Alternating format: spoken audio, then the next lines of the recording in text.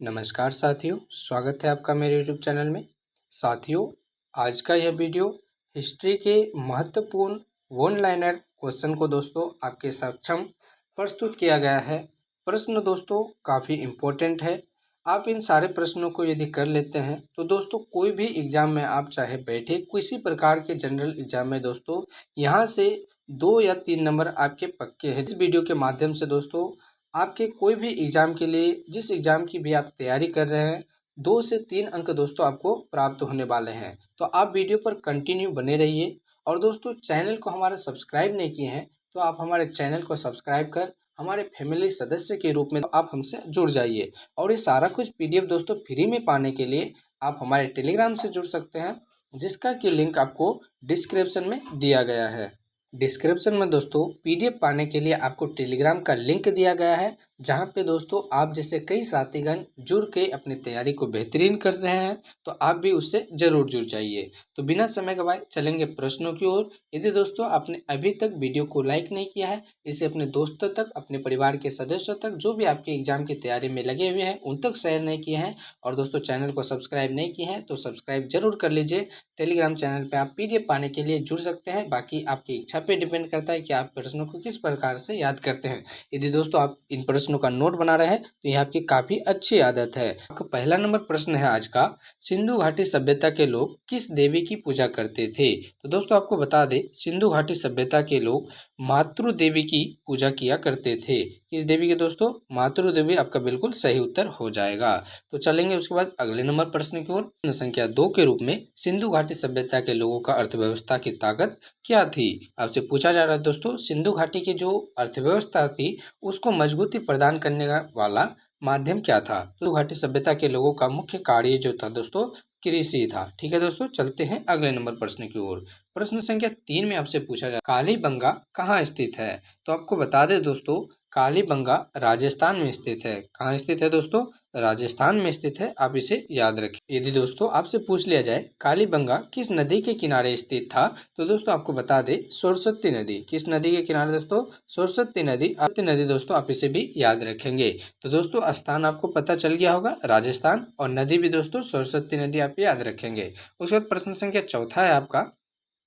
प्रश्न संख्या 4 में आपसे पूछा गया दोस्तों, सिंधु घाटी की सभ्यता के लोग किस चीज से बने हथियारों का प्रयोग करते थे? तो दोस्तों सिंधु घाटी सभ्यता के लोग जो हथियारों का प्रयोग करते थे दोस्तों, पत्थर के हथियारों का प्रयोग करते थे। आप इसे भी याद रखेंगे। उसके बाद प्रश्न संख्या 5 है आपका, चौक का आविष्कार किस काल में हुआ? आपसे पूछा गया है दोस्तों, चौक का जो आविष्कार हुआ किस काल में हुआ दोस्तों? तो इसका सही उत्तर हो जाएगा नवपाषाण काल। नवपाषाण काल दोस्तों आपका बिल्कुल सही उत्तर हो जाएगा, जिस काल में दोस्तों आपका चौक का आविष्कार संपन्न हुआ था। ठीक है दोस्तों, तो चौक का आविष्कार पूछ लिया जाए तो नवपाषाण काल आपका बिल्कुल सही उत्तर हो जाएगा। उसके बाद चलेंगे अगले नंबर प्रश्न की ओर। अगला नंबर प्रश्न है दोस्तों, प्रश्न संख्या 6 है आपका, श्रीनगर की स्थापना किसने की थी? तो दोस्तों आपको बता दें, श्रीनगर की स्थापना दोस्तों महान सम्राट अशोक ने की थी। किसने की थी दोस्तों? महान सम्राट अशोक ने की थी। आप इसे याद रखेंगे, श्रीनगर की स्थापना दोस्तों। उसके अलावा दोस्तों आप यह भी जान लीजिए कि श्रीनगर जो दोस्तों ब्रस्ता नदी के किनारे पे स्थित है। बितरस्ता नदी के किनारे स्थित है दोस्तों श्रीनगर। आप इसे भी जानकारी हासिल कर लेंगे। ठीक है दोस्तों, यह भी आपको कभी प्रश्न में देखने को मिल सकता है, तो आप याद रखेंगे कि श्रीनगर जो दोस्तों बितरस्ता नदी के किनारे स्थित है। चलते हैं अगले नंबर की ओर। अगला नंबर है दोस्तों, प्रश्न संख्या 7 के रूप में, महावीर के 11 शिष्य क्या कहलाते थे? आपसे पूछा गया दोस्तों, महावीर के 11 शिष्य का जो एक समूह था दोस्तों, उसे क्या नाम दिया गया था? तो गंधर दोस्तों। तो गंधर आपका बिल्कुल सही उत्तर हो जाएगा। उसके अलावा प्रश्न संख्या 8 है आपका, सिंधु घाटी सभ्यता का सबसे अधिक दक्षिणी पुरास्थल कौन सा था? सिंधु घाटी सभ्यता का सबसे अधिक दोस्तों दक्षिणी पुरास्थल क्या था? तो आपको बता दें, दैमाबाद, अहमदनगर और महाराष्ट्र दोस्तों। दैमाबाद, अहमदनगर, महाराष्ट्र सिंधु घाटी सभ्यता का सबसे दक्षिणी पुरास्थल था दोस्तों। आप याद रखेंगे इसे। उसके बाद प्रश्न संख्या 9 है, उससे पहले आपको बता दें कि सिंधु घाटी सभ्यता का स्थल त्रिभुजाकार था। किस आकार का था दोस्तों? त्रिभुजाकार। कई बार आपके एग्जाम में देखने को मिला है। चलते हैं अगले नंबर प्रश्न की ओर। प्रश्न संख्या 9 में दोस्तों आपसे पूछा गया है, होयसाल वंश की राजधानी कहाँ थी? तो आपको बता दें, होयसाल वंश की राजधानी द्वार समुद्र थी। कहाँ थी दोस्तों? द्वार समुद्र थी, आप याद रखेंगे। 10 में आपसे पूछा जा रहा है, प्राचीन इतिहास में सिंधु घाटी के लोग किसमें विश्वास करते थे? तो आपको बता दें, मातृशक्ति में। किसमें दोस्तों? मातृशक्ति। इस प्रश्न का बिल्कुल सही उत्तर हो जाएगा। उसके बाद चलेंगे प्रश्न संख्या 11 में, जिसमें कि दोस्तों आपसे पूछा जा रहा है इंपॉर्टेंट प्रश्न के रूप में, चौथी बौद्ध संगति किसके शासनकाल में हुई थी? तो दोस्तों चौथी बौद्ध संगति कनिष्ठ के शासनकाल में हुई थी। किसके शासनकाल में हुई थी? तो कनिष्ठ आप याद रखेंगे, जिसमें कि दोस्तों बौद्ध धर्म का दो जगह विभाजन हो गया। एक दोस्तों हीनयान, एक हीनयान में दोस्तों, और एक किसमें दोस्तों? एक महायान में। महायान, हीनयान और महायान में दोस्तों बौद्ध धर्म का विभाजन किस संगति के दौरान हो गया था? तो दोस्तों चौथी बौद्ध संगति के दौरान, कनिष्ठ के शासनकाल के दौरान। ठीक है दोस्तों, कनिष्ठ के शासनकाल आप याद रखेंगे। उसके बाद प्रश्न संख्या 12 है, आपसे पूछा गया है, पृथ्वीराज रासो की रचयिता कौन है? यह भी प्रश्न दोस्तों आपके जनरल एग्जाम के लिए काफी महत्वपूर्ण है। पृथ्वीराज रासो की रचयिता कौन थी? तो चंद्रवरदाई इस प्रश्न का बिल्कुल सही उत्तर हो जाएगा, आप इसे याद रखेंगे। चंद्रवरदाई की जो दोस्तों रचना थी पृथ्वीराज रासो थी। ठीक है दोस्तों, चलते हैं अगले नंबर प्रश्न की ओर।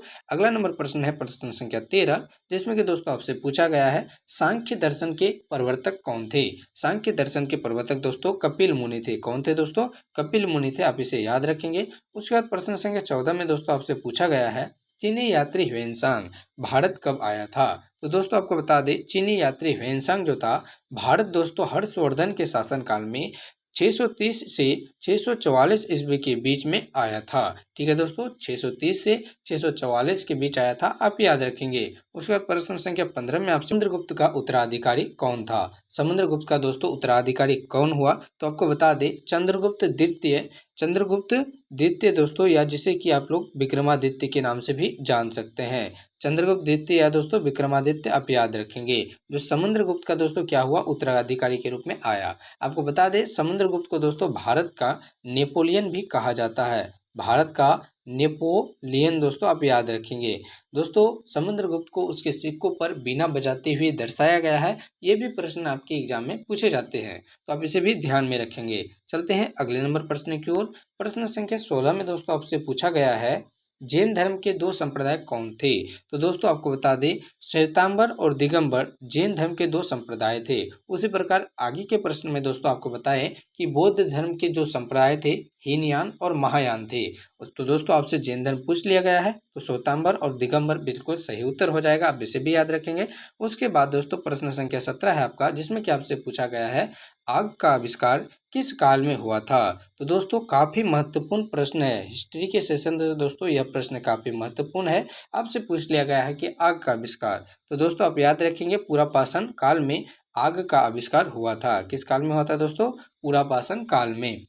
यदि दोस्तों सिंधु घाटी सभ्यता का सबसे अधिक पूर्वी पुरा स्थल की बात करें, तो आपका सही उत्तर हो जाएगा आलमगीरपुर। कहाँ दोस्तों? आलमगीरपुर, जो दोस्तों मेरठ उत्तर प्रदेश में स्थित है। कहाँ स्थित है दोस्तों?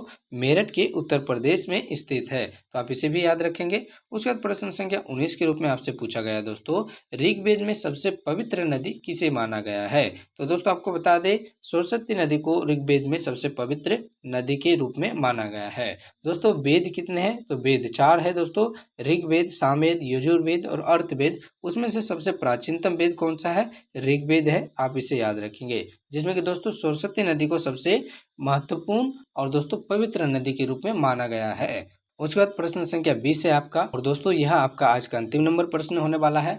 आप चैनल को अभी तक सब्सक्राइब नहीं किए हैं, तो चैनल को सब्सक्राइब करके दोस्तों आप हमसे अवश्य जुड़ जाइए। वीडियो कैसी लगी इसका भी जवाब आप कमेंट जरूर कीजिए, और दोस्तों पसंद आई तो लाइक जरूर कीजिए, अपने दोस्तों तक शेयर जरूर कीजिए। चलते हैं 20 नंबर का आंसर जान लेते हैं दोस्तों, गहरवाल वंश का संस्थापक कौन था? तो दोस्तों आपको बता दें, चंद्रदेव दोस्तों इस प्रश्न का बिल्कुल सही उत्तर हो जाएगा। गहरवाल जो वंश के संस्थापक चंद्रदेव थे। तो दोस्तों आशा करते हैं कि आपको वीडियो पसंद आई होगी, और दोस्तों आपके एग्जाम के लिए काफ़ी हेल्पफुल भी साबित होगा दोस्तों।